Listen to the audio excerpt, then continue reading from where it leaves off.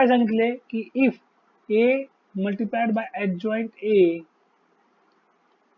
into adjoint a is equals to 10 0 0 10, then determinant of A is equals to how much. हा simple question आहे.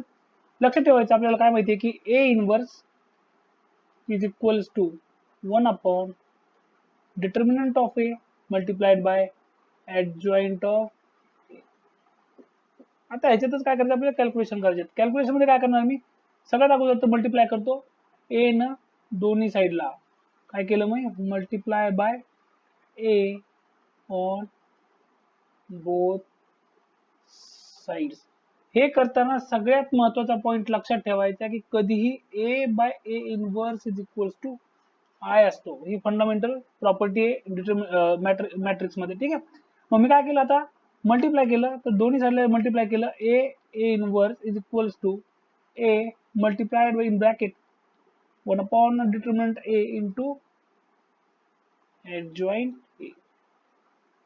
म्हणजे आता हा काय होईल हा होईल माझ्याकडे आय इज इक्वल्स टू. याला काय करतो मी आता रिअरेंज करतो फक्त 1 upon determinant A into A multiplied by adjoint A. Okay. मग याला काय करतो रिअरेंज. आता हा होईल I into A determinant is equals to A adjoint of A. म्हणजे याला तुम्ही म्हणू शकतो A adjoint of A is equal to determinant of A into I. आता त्यांनी ए एडजॉइंट ची व्हॅल्यू मला काय सांगितलेली आहे मॅट्रिक्स 10 0 0 10 इज इक्वल्स टू हा ही व्हॅल्यू माझ्याकडे असेल तशी. आता मी काय म्हणू शकतो याला determinant A I is equals to 10 जर मी कॉमन घेतलं तर मला ब्रॅकेट मध्ये मिळेल 1 0 0 1.